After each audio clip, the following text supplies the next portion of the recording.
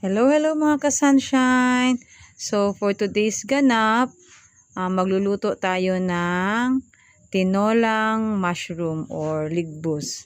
So, dyan sa background natin is naga-skim coat si tatay. So, kami-kami lang yung gumagawa o maayos ngayon ng bahay namin kasi kaya lang naman.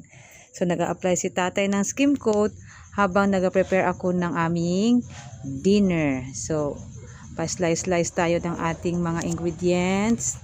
Meron tayo dyang bawang. So, nagulat ako sa presyo ng kamatis kasi naubusan ako ng kamatis. So, inutusan ko si Zeri na bubili ng kamatis sa tindahan. So, isang piraso is 5 pesos. Hindi kasi ako nagabili sa tindahan. Ang ano ko is, namamalengke talaga ako. Kaso nga, naubusan ako ng kamatis kaya nabili ako sa tindahan. So, yan. Tapos ko nang slice yung aking bawang, kamatis, tsaka sibuyas at luya. Ngayon naman is aking na-slice ang mga mushroom kasi malalaki yung iba. So, mapapansin nyo dyan habang naga-slice is nagasalita ako kasi naga-spelling yung dalawang bata. So, ako ang naga-dictate ng mga words para sa spelling nila. Ayan na. Ready na ang ating malunggay at ang ating mushroom. Ang main ingredient ng ating ulam ngayong gabi. So, yan. Habang pinapainit ko ang aking kaserola, ay lagyan ko ito ng mantika. Pagkatapos, nung mainit na, ilalagay ko na ang aking bawang. So, nilagay natin yung bawang. So, magalaw ang ating pag-video kasi yung stand ko is naiwan sa classroom. So, hawak ko yung cellphone habang hinahalo yung ating ingredients. So, bawang. Next is ang ating sibuyas.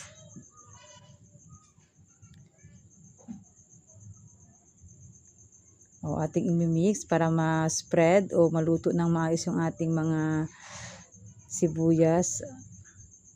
Pagkatapos niyan, pag bumango na, is ilalagay ko na yung aking kamatis. Pag mabango na yan, so ilagay ko yung kamatis.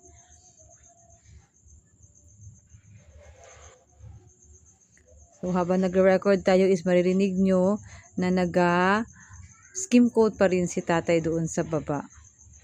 Kasi gusto niyang matapos yung trabaho. So, nilagay ko dyan yung aking luya. Pagkatapos is tinakpan ko yan. Tapos, nung nakita kong luto na yung aking mga sibuyas at kamatis, inilagay ko na ang aking main ingredients, ang mushroom. So, halu-haluin natin yan para magkalat o malagyan lahat ng lasa ng ating mga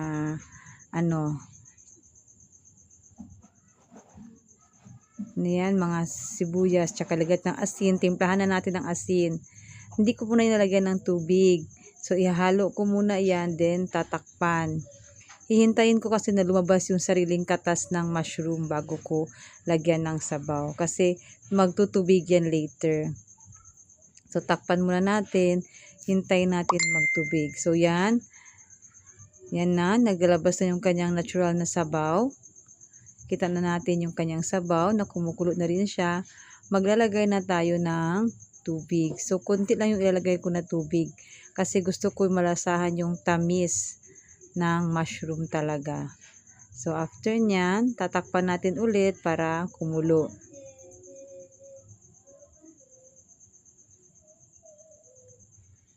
I-check natin. So, pag-check, yan, sarap na. Pero, hindi pa siya kumulo. So, check lang natin. Maya-maya, pwede rin kukulo na yan. So, takpan natin ulit. Next, check natin. Ayan. Ang lakas ng kanyang pagkulo. So, ganyan nakalakas ang kulo. Titikman na natin kung sakto na ba ang timpla ng ating sabaw. Excited na akong maghapunan, guys. Mga ka-sunshine, excited na akong maghapunan kasi sarap na sarap at mabango na talaga ang aking niluluto. Ayan. So, natikman ko is kulang siya sa asin. Kaya, magdadagdag ako ng konting asin dyan. Ayan, konting asin. Then, Pagkatapos is ang finale natin, lagyan natin ng malunggay. So dyan, kapag nalagay ko na ang malunggay, is papatayin ko na rin yung apoy. Bali, yung init na lang ng sabaw ang magluluto dun sa ating malunggay para hindi siya malata. So yan, ready na ang ating dinner. Come on, let's enjoy.